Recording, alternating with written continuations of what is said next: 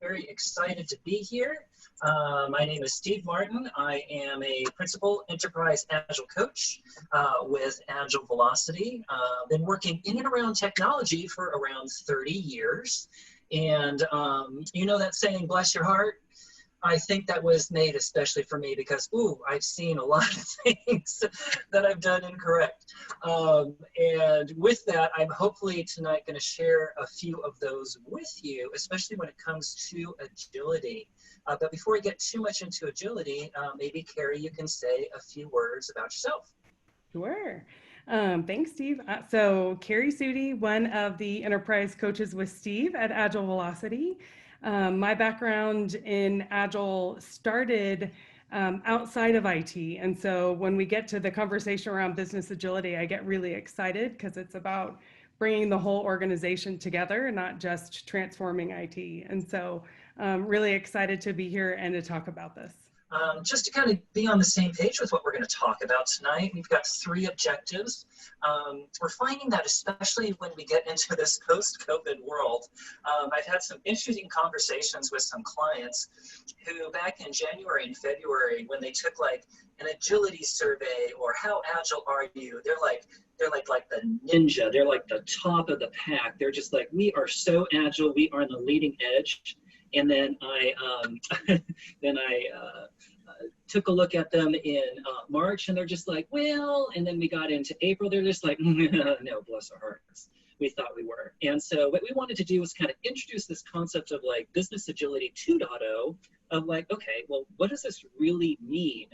And so we'll take a look at some of those permissions things with you after that. So thank you for that. So we'll put that in our backlog for us to take a look at. But what we're going to take a look at here tonight is some various models of agility, what some of the experts are saying about it.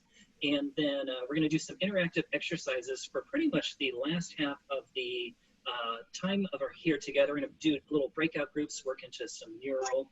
Because like I said, when it comes to today's world, I can't think of anything more volatile, uncertain, complex, and ambiguous than where we are today. I mean, if you think about where we've been through, I recognize some of the folks here. We've been through the Y2K together. Well, even before that, we've been through the mid-90s crash. We went through the Y2K. We went through 9/11. We went through what happened in 2007, 2008. For me, I've been telling some folks those are kind of like appetizers for what we're happening right now. And so it's just like, all right, with this universe setting this kind of like huge, just big old reset, let's just kind of re-examine a little bit of the why. Why are we doing what we're doing? And when we do that, we have to kind of take a look at some basic definitions. So let me go here. I have to go turn the survey on, but if you've got your phone handy, or if you want to open up another browser, let me go turn the survey on. I'm just kind of curious from you. If you go to menteecom, it's going to ask you for 6 numbers, 549274. Please, nobody say bingo. If you can just type in those numbers, it's going to put 5 things up there.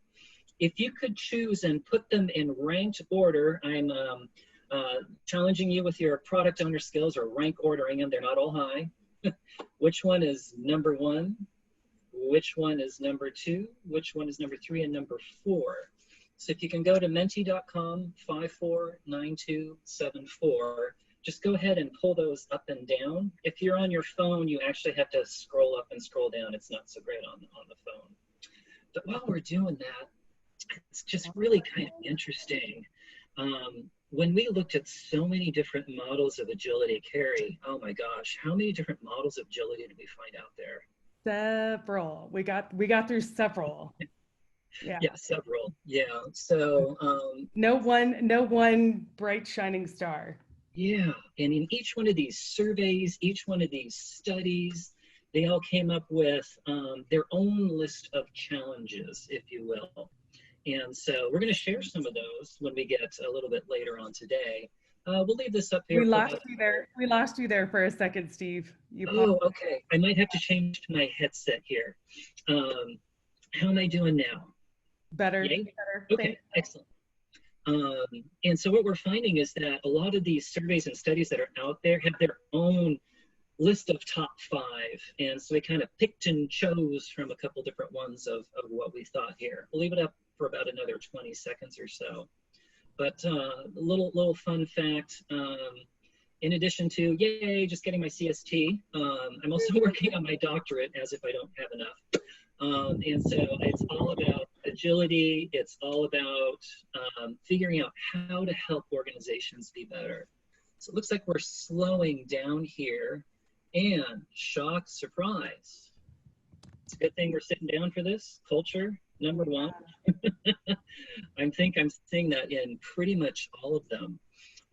Seeing culture and leadership style in a lot of those studies that are out there. Like I said, we're going to talk about 3 of them. Yeah, Carrie, what are you seeing? I love seeing this, because I think in the 3 models that we highlight, you'll see mindset, leadership, and culture have a role in each of those. So it's nice to see that come into play. Yeah, and when we start talking about agility, it goes so much more beyond than let's just add more agile. Poof, more agile. Hey, you've got greater agility. That's not really what we're going to be talking about here.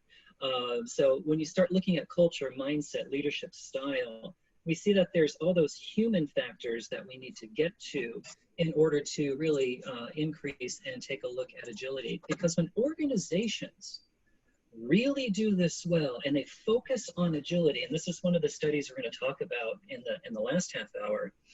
This is a study that was done by McKinsey in combination with Ken's company, Scrum.org, and they followed 22 companies in 6 sectors for several years. So they really looked at a broad spectrum of organizations, and they really focused not in, are you doing agile processes, but instead, what are those things that are important to those businesses to help them perform better?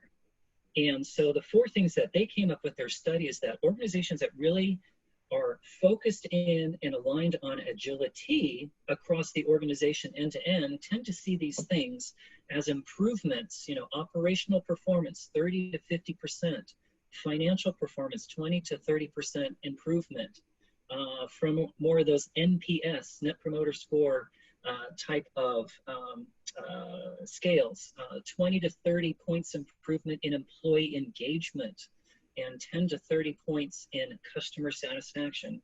So when organizations really do this well, and it's not just at the teams, it's not just in IT, it's not just in one area. When you look at this end to end and you've got organizational agility, there are some really proven benefits that are out there.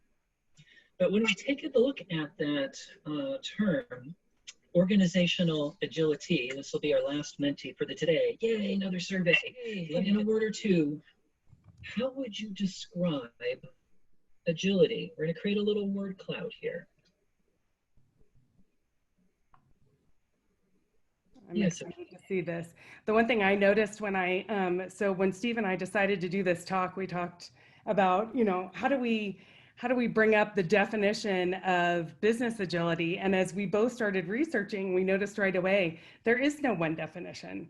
But there's a lot of common threads that happen when you see some of the different definitions. Like, for example, even when you click on Wikipedia, it's business agility refers to the ability of a business system to rapidly respond to change by adapting its initial stable configuration. And if you look at Solutions IQ or Agile Alliance or Scaled Agile or the McKinsey study or Business Agility Institute, you see things like adapting and responding to change kind of over and over. And it's awesome to see that in this word cloud. So much the same. I'm really glad to hear. I'm always a little nervous to put this up here because I'm afraid of with some of the, how should I say, not so positive words might appear in here. Well, I did turn the filter on, and the Oh, no poop emoji, and so I put some filters on here for us to do some of that. But I'm actually really inspired to see things such as responsive, adaptability. Really glad. Ooh, pivot. oh, I love that in there. autonomy, Carrie. open mindset, Yeah. transparency. Good.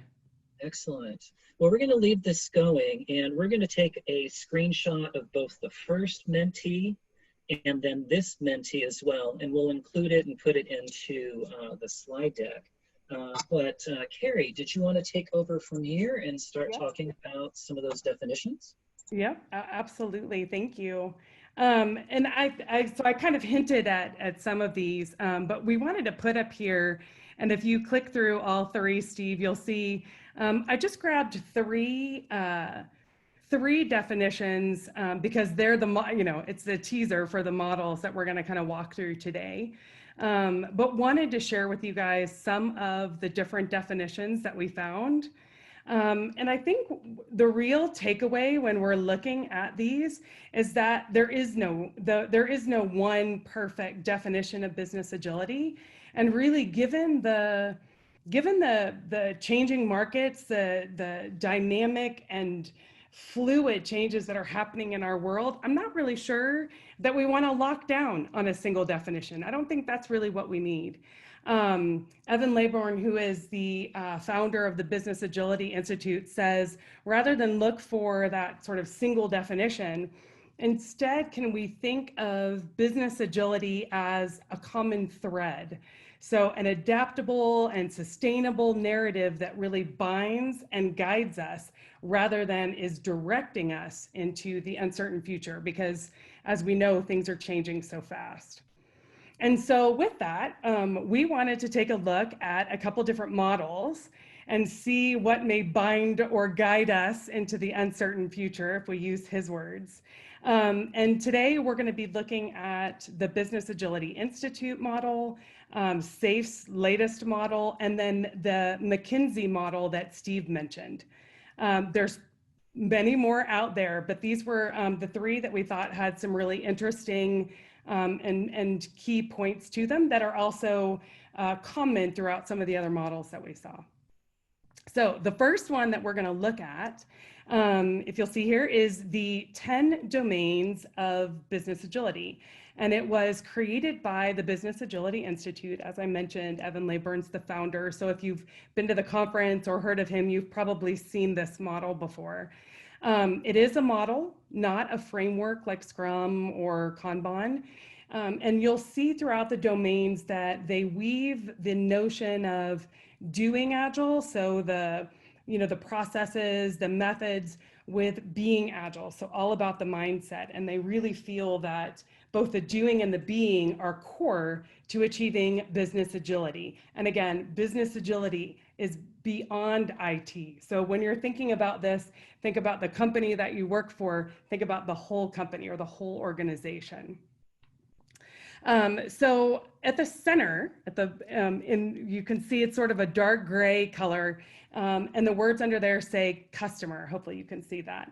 The customer domain is at the heart of the model. And the reason for that is because our customer is the reason why we're in business. And so that is the core of the model and the core of what we're looking at. If you look around the outer rim, you'll see leadership, individuals, and operations. These are considered characteristics of business agility. And within each of those are 3 domains. So if we look here at the top, at the leadership, what you're seeing in the blue there, what you're seeing are 3 domains that are people management, one team, and strategy agility. I have this bigger on my screen, so hopefully you can see it well on yours. But those are the 3 domains, and they really govern how to shape what an agile organization looks like.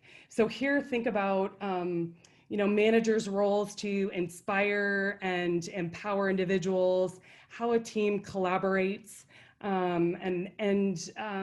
that from a strategy perspective, how are we operationalizing the vision beyond, of course, this is across the whole organization, not just IT. So that's in the leadership. This is how do we shape the Agile organization. If we follow clockwise, we'll see the individual's dimension. And there, what you're going to see is growth mindset, ownership and accountability, and craft excellence. In this part of the model, they're really focusing on how Agile organizations deliver their value. So it's things like, are we open to experiments and failure? Are we a learning culture? Do we have motivated individuals who are taking responsibility for the work they're doing? And do we care about the quality of our work? And when you scoot around the circle to the bottom, when you get to operations and the orange there, this is all about defining how the organization works.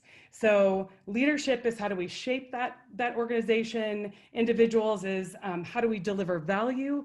And then in the operations, it's how do we actually work. And here what I want you to think about, it's structural, process, and enterprise. Think about value streams and how we define our value streams that cross different organizations, different departments within our company. Think of spanning boundaries. So shifting away from that siloed structure and looking at the thread and the work that happens across all departments, across all of maybe those stovepipes. What I noticed right away, oh, yeah, Steve? Yeah, Carrie, I think one of the things that really struck me out of this model is that there's a lot of impression that I get from the folks that I work with that it's only leadership's responsibility for agility. And what I love about this model here is it specifically points out, you know, as individuals, as what we can do, we have a responsibility for that as well.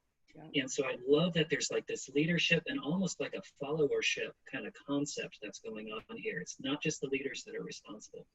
Yeah, that's great. Thanks, Steve. That's awesome. The one thing I wanted to point out, given our Mentee survey, and we had culture at the top, you guys will notice just as I did, where's culture? Culture is not actually on this model, which I thought was interesting. But in digging into the site a bit more, what I found is that what BAI talks about is that if you are maturing in any one of those domains, then any change in a domain will impact the organization's culture. And we know that our culture can impede or propel us into agility. And so they don't make it visual on the model, which I thought was interesting, but they definitely talk about the impact it can have. And the last thing I'll just say about this is that BAI says you need to be mature in all 10 domains, as you might imagine, in order to achieve that success. So the next one that we wanted to look at, because SAFE, 5.0, if you guys are familiar with it, and I know there's a love-hate relationship with SAFE out there, 5.0 brings in business agility. And I was curious to see how did that compare to BAI's model. And two things stood out to me. At the center of the 7 competencies of SAFE, what you can see there is customer. And so just like in BAI, we put the customer at the center, and that's where our focus is.